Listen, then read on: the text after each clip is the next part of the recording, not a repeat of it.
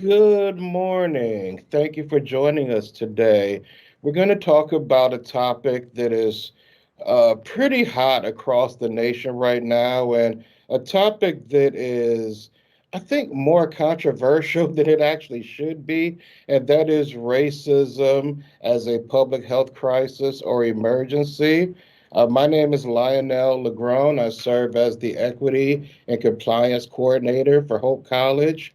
I want to thank Calvin College for inviting me here today to have this discussion. And I want to thank Calvin just for having Unlearn Week. It's a very important week. And I thank God for what you guys are doing over there. So, I could. Oh, sorry. So, if I have done my job properly, we'll be able to answer these questions at the end of the presentation. It's important to understand that what we're talking about today is a framework, it is a skeleton for those who want to understand what exactly we mean when we say racism is a public health crisis. Each of these points, each of these slides, I mean, there's lots of opportunity for further research. You can dive into each of these slides and pretty much do a semester course off of almost every slide. But what we want to provide people with today is a intelligent framework, a way to frame the discussion when people question whether or not racism should be considered a public health crisis. So, some of the questions that I'm hoping you'll be able to answer today, and we will revisit these questions at the end of the presentation. Number one, what is public health? I was doing this work with a local municipality in Western Michigan, and I was working with a group of people to encourage them to declare racism a public health crisis. And what I was told was there is no relationship between racism and public health. You guys are reaching. So we're going to spend some time defining public health. The second question I want you to contemplate during our discussion is racism a public health crisis? And if so, why? And if you don't think so, why not? Third question, how do social determinants of health factor into this discussion? And four, why should municipalities declare racism a public health crisis? So, we're going to start with some definitions just to operationalize our discussion. And while I am not a huge fan of reading definitions directly off of a screen, I'm going to do it just for my own edification to make sure that we've had operationalized these definitions. Number one, determinant, also known as health determinant, a factor that contributes to the generation of a trait such as one's ethnicity or race, but more broadly, the context of people's lives determine their health. Number two, epidemic, also known as an outbreak, occurrence in a community or region of cases of an illness, specific health related behavior, or other health related event clearly in excess of normal expectancy. Pandemic, we're very familiar with this term right now, aren't we? It's an epidemic on steroids, often has a global impact, affecting people on multiple continents. Health outcome. A health outcome is a result of a medical condition that diversity affects the length and or quality of a person's life. Crisis. This is the definition from Merriam-Webster: a difficult or dangerous situation that needs attention, or a sudden, violent, or emotional attack of pain, distress, or disordered function, or a situation that has reached a critical phase.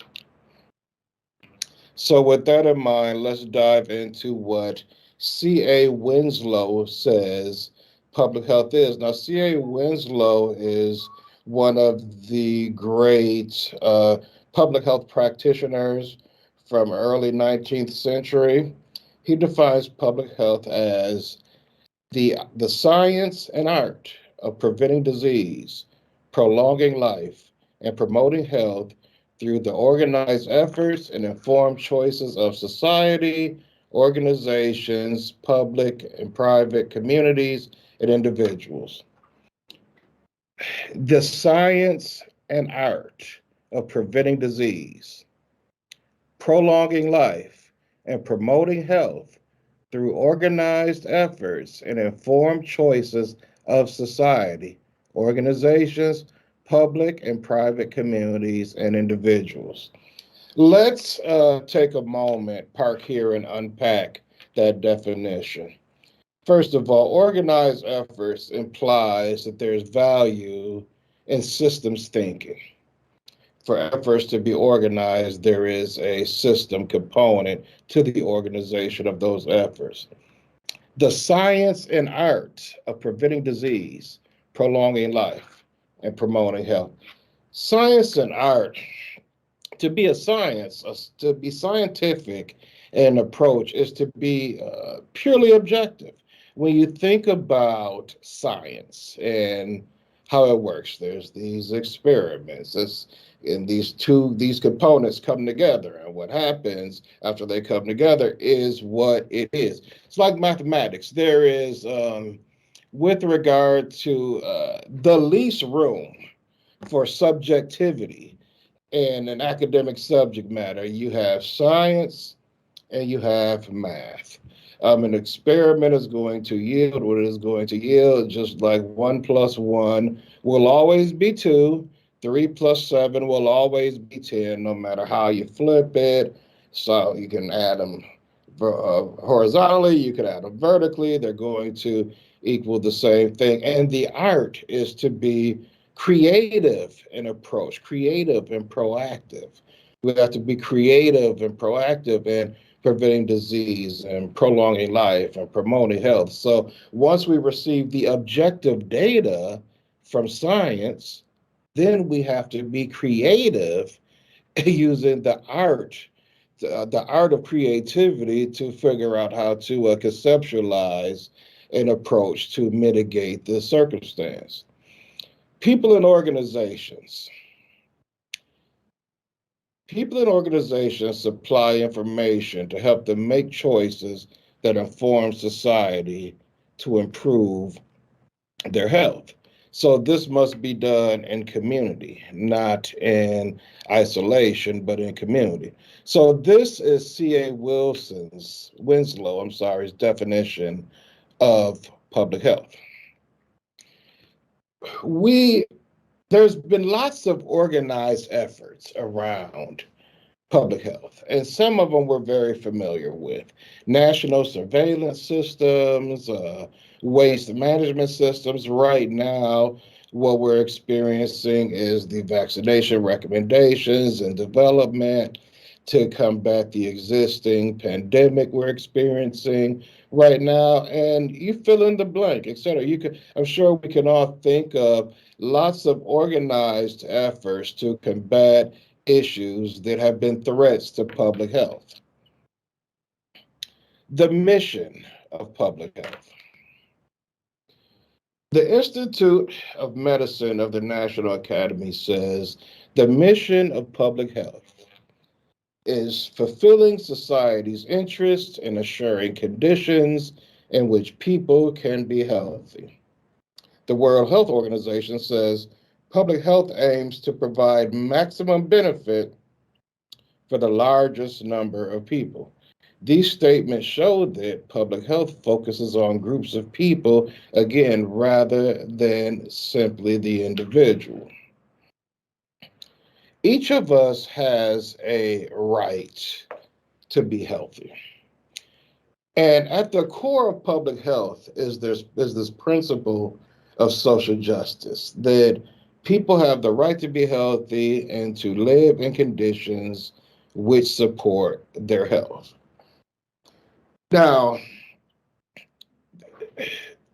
those that know me know that I really lean on the Word of God to express sentiments when it comes to our obligation as Christians to affirmatively further civil and human rights and social justice. I've got Psalms 82 here, 3 and 4, and for all of my seminary students, seminarians that may be watching live or watching the recording, you know that one of the things that gets beaten us repeatedly as seminary students is don't prove text. Do not pull a verse and say, see, this is what the Bible says. You have to have some context behind it. So I wanted to drop this verse, and there's many others. I mean, we could go in Isaiah 17, Proverbs. I mean, we can go all through the Bible and identify places where we've been instructed to um, to uphold social justice principles. But I want to hone in on Psalms 82, verses 3 and 4 for a second, just to try to bring this home a little bit without proof texting.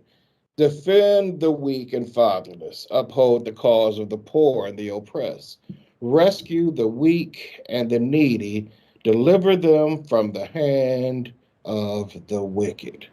Uphold the cause of the poor and oppressed, and deliver them from the hand of the wicked.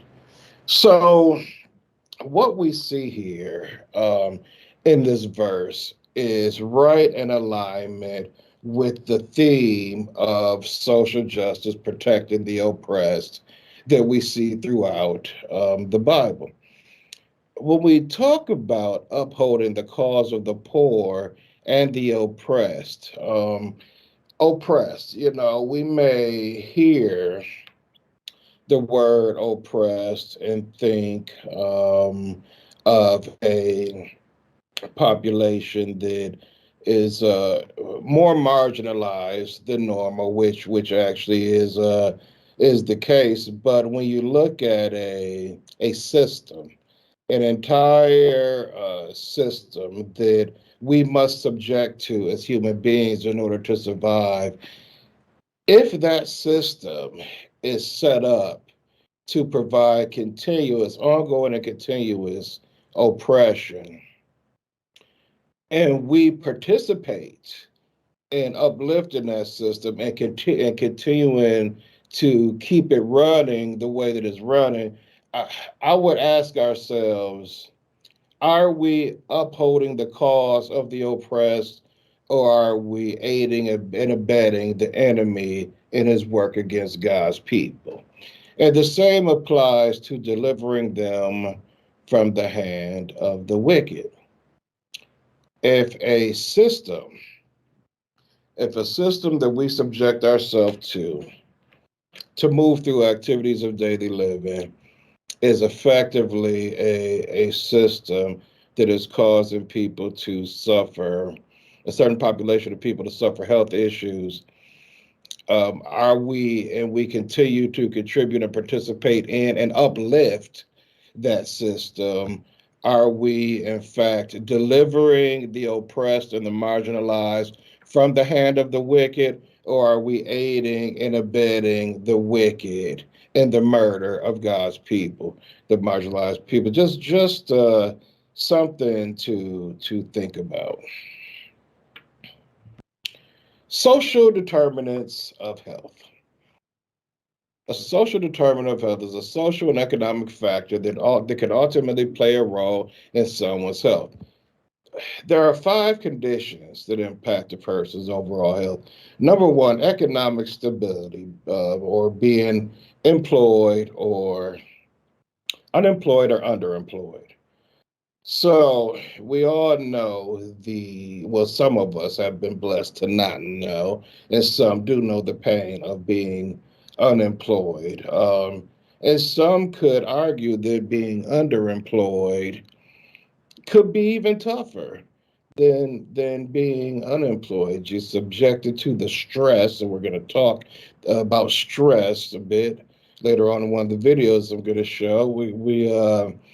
You're under the stress of actually being under an employer that does not pay the bills, but you have to keep the job and you're constantly looking for other employment. I mean, that is stress. Economic stability is a huge factor in a person's overall health. Education is a huge factor in a person's overall health. We are all the sum total of our life experiences, including our education. You only know what you've been exposed to. If you don't have access to good education, you don't have access to knowledge and skills and abilities that will allow you to develop or move into economic stability. Social and community context. I have some stars there to talk about that a little bit. So, when we talk about social and community context, we're talking about those stress factors that come from just existing in a community that takes you through stressors every day. For instance, if you have to deal with high microaggressions every single day, just as activities of daily living, which a lot of us blacks and Latinos do have to do in the United States and especially in West Michigan, that causes stress. That causes stress. And when we talk about the overall health of blacks and Latinos, one of the things that I hear is that, well, blacks, they eat this and they drink this, and this is why they're sick, and it has nothing to do with racism. And my response to that is always we fail to acknowledge why people behave in a way that does not seem protective of their health. If you are constantly dealing with stress just to provide for yourself and your family, we hear it can get very frustrating. And I am very careful about judging people for the things that they engage in when they are dealing with uh, profound, profound stress. One of the terms that's been floated around quite a bit, and there's a book about it, and it's called White Fragility. And one of the main points is the fragility of a group of people who've actually had the luxury to walk through life with hardly no offenses. So the slightest offense can be detrimental to their existence. They can take offense what seems to be rather quickly. And if you compound that times 100, 10 times a day, this is what people of color deal with. So I always say, be careful about with regard to the social community context, be careful about being judgmental of how a group of oppressed people process their pain, because you have not walked in the shoes of those people. And bringing it back to the main point, with all that being said, the social community context under which a person lives and moves through activities of daily living actually does impact their overall health. Health and healthcare is another condition that impacts a person's overall health. Access to fair treatment in a healthcare setting, discrimination in a healthcare setting is real. About a year ago, November was actually November 2020. I had, and this is my own personal testimony and experience about discrimination in the healthcare system. I was feeling real bad, um, sleepy all the time, losing weight for no reason. And so I called the doctor's office, had a video visit, and the doctor who my doctor, who is a person of color, actually passed me on to a white male doctor. And when I spoke to him, he says, well, go take a COVID test. And I'm like, well, I don't have any of the symptoms of COVID. This is what's going on. I'm tired. I'm losing weight. I mean, this is just real. Well, before we can do anything, you need to take a COVID test. Don't you want me to go to emergency and get checked out? Nope, take a COVID test and then call me when you get the results. That was it. I'm like, okay. So meanwhile, I'm feeling horrible. I scheduled the COVID test, couldn't get in for 2 days to take the COVID test, and it was going to take another 2 days to get the results. Went to take my COVID test 2 days later, and my wife and my mom said, "You look horrible. You're going to the hospital." So they took me to the emergency room. I got to the emergency room. It turned out I had diabetes.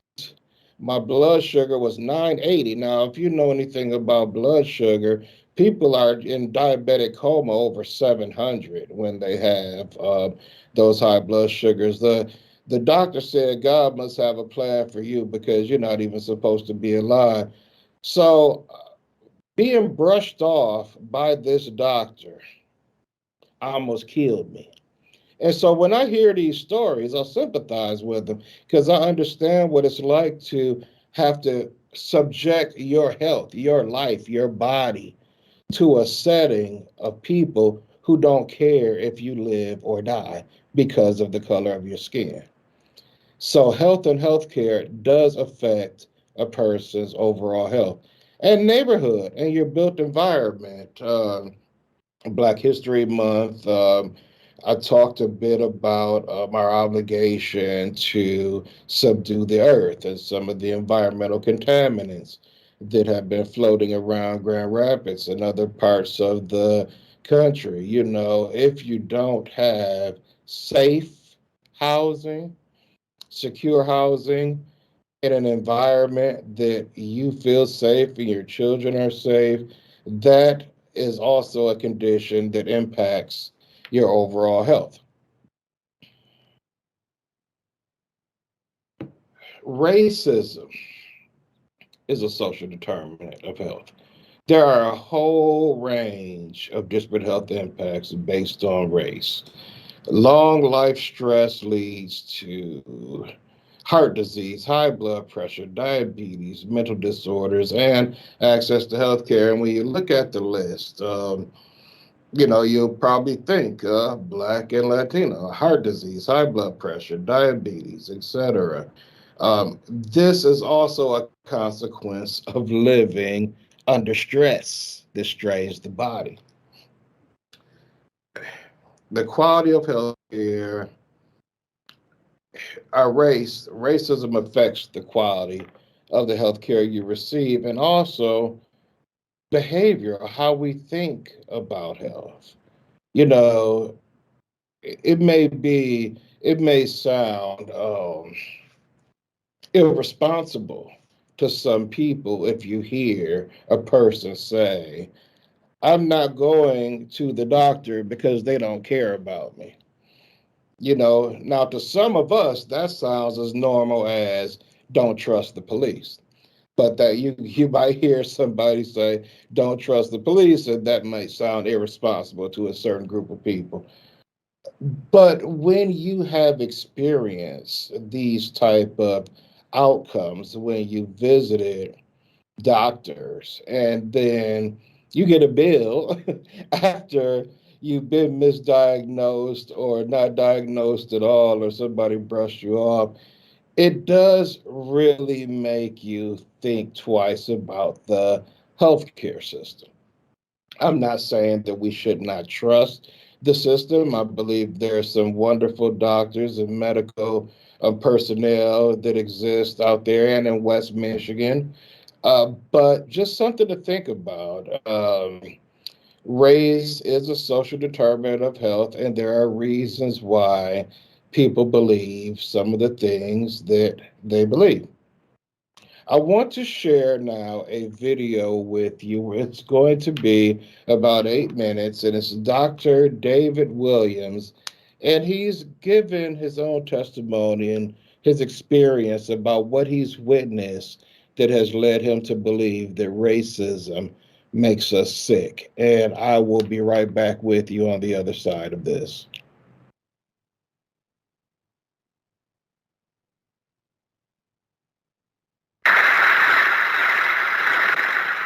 An article in the Yale Alumni Magazine told the story of Clyde Murphy, a Black man who was a member of the class of 1970. Clyde was a success story. After Yale and a law degree from Columbia, Clyde spent the next 30 years as one of America's top civil rights lawyers. He was also a great husband and father. But despite his success, personally and professionally, Clyde's story had a sad ending. In 2010, at the age of 62, Clyde died from a blood clot in his lung. Clyde's experience was not unique. Many of his Black classmates from Yale also died young. In fact, the magazine article indicated that 41 years after graduation from Yale, the Black members of the class of 1970 had a death rate that was 3 times higher than that of the average class member. It's stunning. America has recently awakened to a steady drumbeat of unarmed Black men being shot by the police. What is even a bigger story is that every 7 minutes, a Black person dies prematurely in the United States. That is, over 200 Black people die every single day who would not die if the health of Blacks and whites were equal. For the last 25 years, I have been on a mission to understand why does race matter so profoundly for health. When I started my career, many believed that it was simply about racial differences in income and education. I discovered that while economic status matters for health, there is more to the story. So for example, if we look at life expectancy at age 25, at age 25, there's a 5-year gap between Blacks and whites. And the gap by education for both whites and Blacks is even larger than the racial gap. At the same time, at every level of education, whites live longer than Blacks. So whites who are high school dropouts live 3.4 years longer than their Black counterparts. And the gap is even larger among college graduates. Most surprising of all, whites who have graduated from high school live longer than Blacks with a college degree or more education. So why does race matter so profoundly for health? What else is it beyond education and income that might matter? In the early 1990s, I was asked to review a new book on the health of Black America. I was struck that almost every single one of its 25 chapters said that racism was a factor that was hurting the health of Blacks. All of these researchers were stating that racism was a factor adversely impacting Blacks, but they provided no evidence. For me, that was not good enough. A few months later, I was speaking at a conference in Washington, D.C., and I said that one of the priorities for research was to document the ways in which racism affected health. A white gentleman stood in the audience and said that while he agreed with me that racism was important, we could never measure racism. We measure self-esteem, I said. There's no reason why we can't measure racism if we put our minds to it. And so I put my mind to it and developed 3 scales. The first one captured major experiences of discrimination, like being unfairly fired or being unfairly stopped by the police. But discrimination also occurs in more minor and subtle experiences. And so my second scale, called the Everyday Discrimination Scale, captures 9 items that captures experiences like you're treated with less courtesy than others, you receive poorer service than others in restaurants or stores, or people act as if they're afraid of you. This scale captures ways in which the dignity and the respect of people whose society does not value is chipped away on a daily basis. Research has found that higher levels of discrimination are associated with the elevated risk of a broad range of diseases, from blood pressure to abdominal obesity to breast cancer to heart disease and even premature mortality. Strikingly, some of the effects are observed at a very young age. For example, a study of Black teens found that those who reported higher levels of discrimination as teenagers had higher levels of stress hormones, of blood pressure, and of weight at age 20. However, the stress of discrimination is only one aspect. Discrimination and racism also matters in other profound ways for health. For example, there's discrimination in medical care. In 1999, the National Academy of Medicine asked me to serve on a committee that concluded based on the scientific evidence that Blacks and other minorities receive poorer quality care than whites. This was true for all kinds of medical treatment, from the most simple to the most technologically sophisticated. One explanation for this pattern was a phenomenon that's called implicit bias or unconscious discrimination. Research for decades by social psychologists indicate that if you hold a negative stereotype about a group in your subconscious mind, and you meet someone from that group, you will discriminate against that person. You will treat them differently. It's an unconscious process. It's an automatic process. It is a subtle process, but it's normal, and it occurs even among the most well-intentioned individuals. But the deeper that I delved into the health impact of racism, the more insidious the effects became. There is institutional discrimination, which refers to discrimination that exists in the processes of social institutions.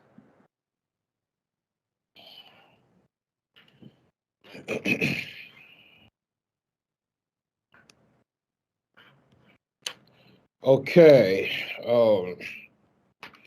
So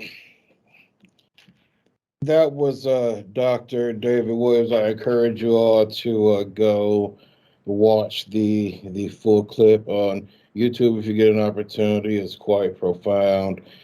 Racism as a public health crisis has gained momentum across the United States. Shout out to CBS News, who actually spoke about it some time ago on their news program, actually identifying not only that racism exists as a public health crisis, but how do we address this issue is the question that they posed to viewers. And if you look at the slide on the right, I'm not sure if we can make out those demographics at the bottom real well, but it talks about groups who felt discriminated against during a doctor's visit. You see 5% of whites, 32% of blacks. A lot of us feel discriminated. Latinos, 20%, Native, 23%, And I think that says other 13%. But the notion of being discriminated against in a doctor's visit is very common in minority communities. So before I get to what the city of Grand Rapids is doing and a special guest that I asked to come today, I'd like to for you to just spend a moment looking at the questions that we posed in the beginning. What is public health? Is racism a public health crisis? How do social determinants of health factor into this discussion? And why should municipalities declare racism a public health crisis? This is your skeleton. This is your rubric for engaging people and municipalities in this discussion. And when you have those conversations with people that do not believe that there is a relationship between racism and public health, hopefully you can pull from these questions and have that discussion. Now, on to what the city is doing. I've asked a brilliant mind to join us today. In my opinion, one of the most strategic people the city has to offer in terms of not just identifying racism and how it affects public institutions and private institutions and how it gets into the fabric of the municipality, but actually strategize on how to mitigate it. Her name is Stacy Stout.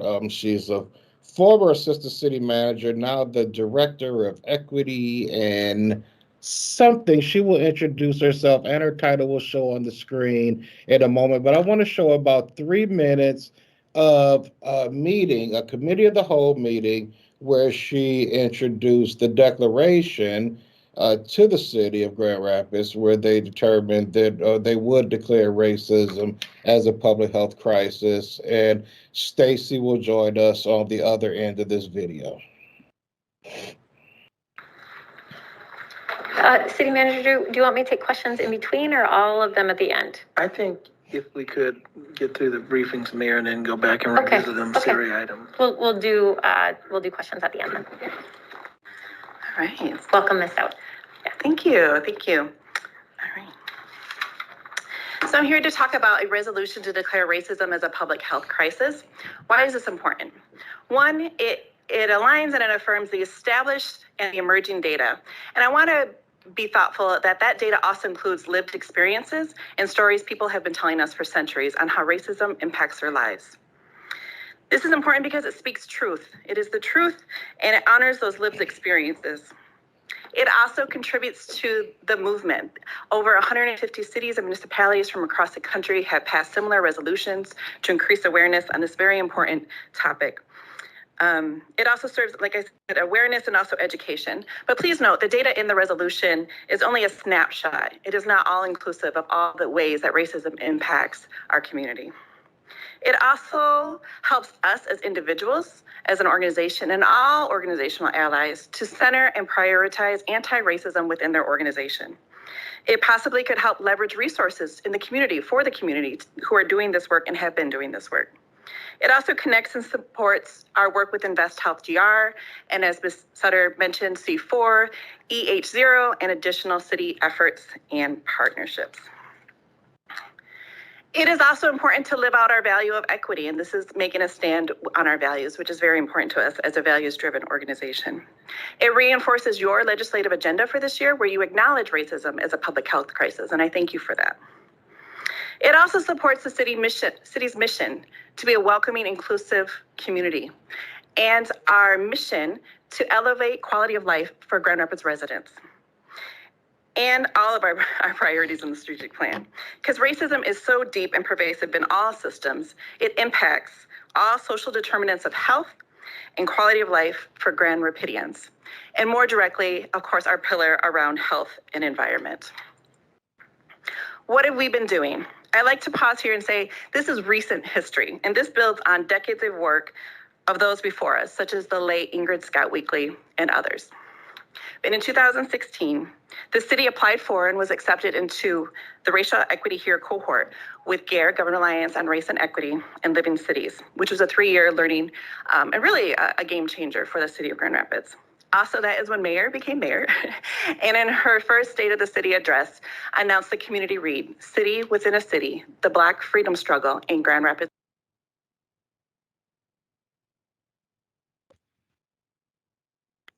Thank you. Thank you for having me. So Bonjour Ani, I join you from my home on Anishinaabe land, the land of the Ojibwe, Odawa, and the Potawatomi people, and it's an honor to be here.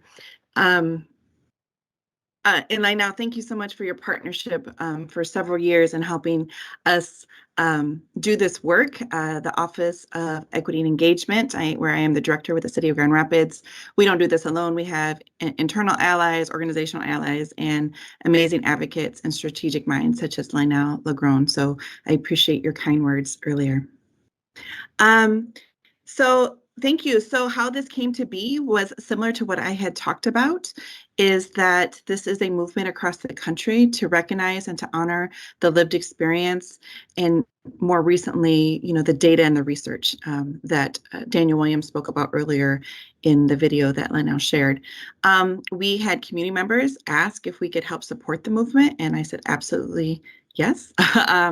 Myself, but also some colleagues in the city, Holly Young and Jessica Welch from Human Resources, and also Katie Carpenter and Jordan Eatman from our office to really help draft this and be really thoughtful about it, because I thought it was really important not just to declare racism as a public health crisis, which it is for all the reasons you've been hearing about today, but also declaring it and also sharing what we've done about it and what we're going to do about it, right? And so it's one thing to acknowledge, it's another thing to take that and use it as fuel to keep going and to keep pushing and to have that courageous leadership. So I do think the community, many people, and those that are working at the county level who continue to try to have it declared countywide as well. I would like to thank our governor as well, who has also declared it for the state of Michigan. So that's really how it came to be and to present, and it did pass. Everyone voted yes. And so what I plan to do with the slides that you don't see here is talking about what we did, but what we continue to do. And part of that is policy. So while we still do trainings to change hearts and minds, which I think is important, because when you transform yourself, you can transform the world. And our office really focuses internally on policy, right? Where does it say in policy that really guides our work, both at the administrative level and then eventually at the governance level that guides the City Commission? We are starting to do metrics, like Dr. Williams said in the video, who is impacted, and disaggregating all things by race, ethnicity, gender identity, and going beyond the binary, and also geography, because unfortunately, racial segregation still has lasting impacts here in Grand Rapids and across the country.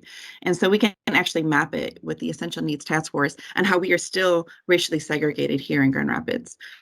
And so taking all of that data and saying, like, who really benefits, and not trickle down benefits, but who is benefiting? Are we increasing wealth for folks? Are we just displacing people with lower income, right? And really trying to keep us accountable within our sphere of influence, knowing that we have a lot of influence. But we can't do this alone. And so we do need the hospitals to be a part of this. We need all the employers, right? We need all of the places of worship and higher ed institutions to really look at this resolution and others and say, what have we done historically that advanced inequities, right? That is racist in nature, right? We have to own that history, each individual, each family, each place of worship and or institution, and say, okay, this is the harm we've caused. Now we know better. How are we going to do better? And to really put in some like anti-racist strategies and policies, and have courageous leadership and be uncomfortable, because it's really uncomfortable being discriminated against. And so, show up, don't just talk about it, be about it, and really have some action. And I think folks that consider themselves good folks, they're going to do this, right? Because you don't have to be the director of equity engagement or a professor. Everybody, every neighbor you have can contribute to undoing racism, but we have to do this together. The government, I'm not letting us off the hook. Like, we have a lot of influence and we're going to keep pushing, but imagine if we all came together around this and says, you know what, we're going to be a city where, disproportionately Black children are not dying from infant mortality. right? We're going to be a city that it doesn't matter what your zip code is, you're going to get excellent education and the top teachers that we can get, right? And so we have to determine what are our real values, not just the ones that sound good on, vision boards and,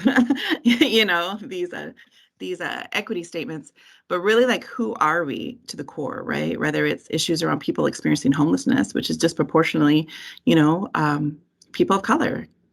Are we a community with so much resources that it's just going to be okay with that, right? So I'd like to think, no, I know I'm not okay with it. So I'm going to do what I can within my sphere of influence, and my team, who is amazing, works really hard to move this forward. So I think I just wanted to kind of say with that, but I did want to share a story because I think stories are powerful. So a lot of times people don't remember the data. I will always remember Lyonel's story. So I'd like to offer one too. So if that's all right. So I have 2 biological children, and when I gave birth to my second child, I noticed that they were putting like this sticky thing on her when she needed to go potty. They're trying to get a urine sample. And keep in mind, she just entered the world, so she's got fresh, delicate skin, and it was sticky. And then they would take it off and put it on, and I just had a baby, so I'm a little tired. And then I was like, "What are you doing? Like, what is this about?" Like, I was asking the nurse. And she's like, "We're trying to get a urine sample." I said, well, why? She's like, "Well, you didn't know you were pregnant." And that's for a while, because I didn't know really until like the end of my first trimester. And she's like, "That's often a signal of drug use." I said, "Drug use?" I said, I don't take drugs. Why don't you just take a hair sample or take a blood or something, test me, don't test the baby because you're hurting her. And she's like, "Well, we can't really get it that way." And I was like, "Why do you assume I'm doing drugs? Maybe I'm just a really busy person. Maybe I'm just not in tune with my body and I didn't realize I was pregnant, right? Why do you assume it's drugs?" I said, "You get that doctor in here and you have him tell me to my face." And then the nurse was like, "You know what? I think, we'll talk to him." And then they stopped it. Right? I'm still heated, and she's 9, 9 years old, right? I just gave birth to this beautiful life, and this is the racism. And then I had a conversation with the nurse. I'm like, "Would you have done that if I wasn't brown?" And they didn't have anything to say. So that's just one of the examples of the hundreds and hundreds of examples. And that was right here in Grand Rapids. And that's right here in Grand Rapids with institutions that have equity statements, right?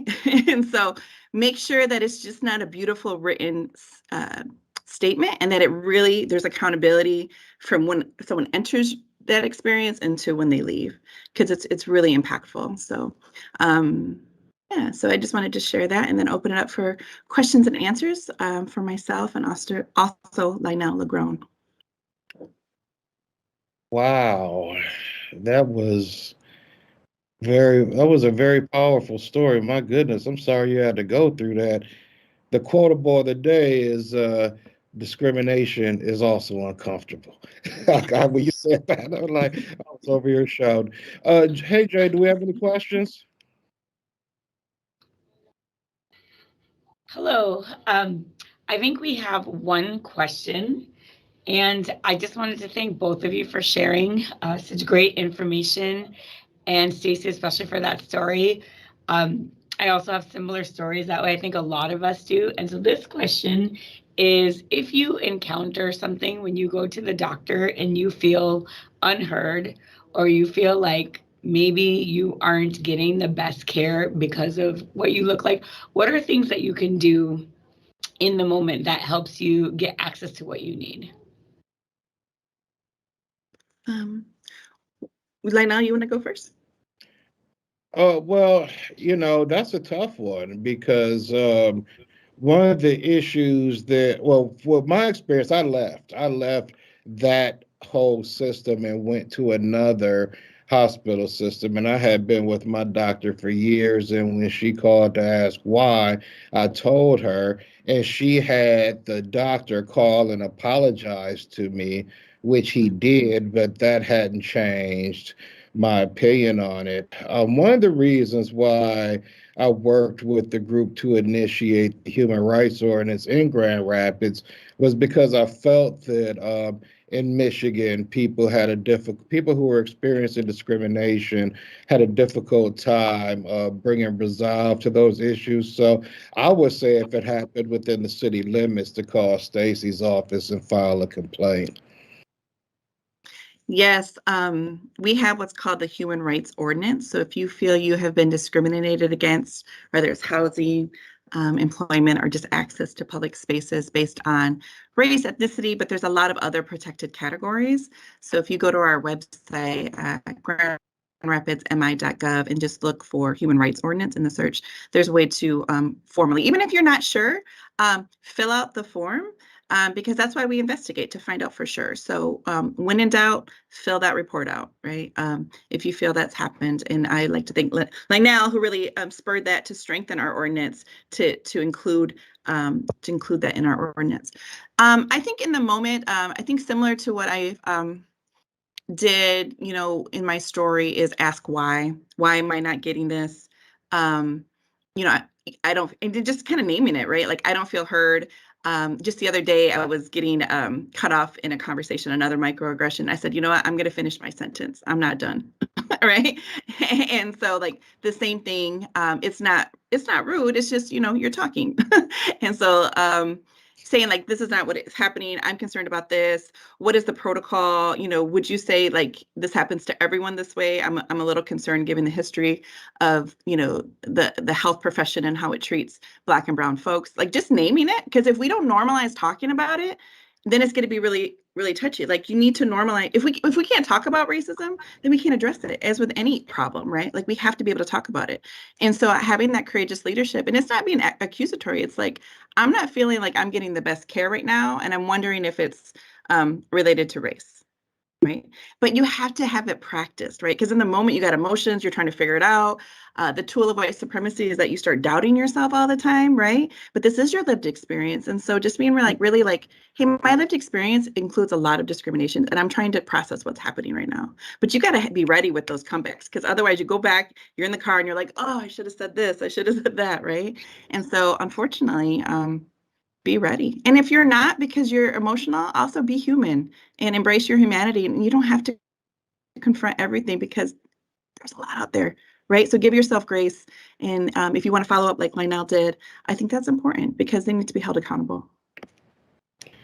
Absolutely. Thank you for sharing those resources. I think that's so important for people to know that you're there and that you're here to help. One thing that I just recently did this, and I noticed an immediate shift in the way that I was being spoken to is, I said, can you please document that you're refusing to give me this test? And can you explain why? And can you put it in my notes for me, please? And then all of a sudden they're like, you know what? Did you say you wanted that test? Let's get you that test. I'm like, okay. But that's brilliant. It's interesting. Just the fact that certain people just have to push for it, right, is exhausting. That leads to the second question that we have is there a connection then with, like, these things that seem environmental and racist then becoming genetic? Do we know is there any information about anything like that? Can you unpack that a bit? Becoming genetic? Yeah, so generationally, like, our communities then impacted generationally, and also then like through their genetics with like the wounds that have been caused by racism? There is lots of research. There are many scholars have given expression to that. And there's lots of research that shows that it is, in fact, trauma is actually passed down through DNA, is passed down generationally. Yeah, so that definitely exists. I've heard it called, like, blood memory, like we remember, right, in our spirit and in our blood. So I've heard it called that way as well. So yeah, there's a lot of research, and I think a lot of it, again, it was known to communities that was happening well before anyone, put it through the research process, right? Well, that is all the time that we have today. Thank you so much for joining us for Unlearn Week and for sharing your wisdom and your resources.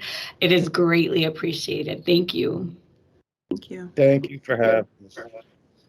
Absolutely.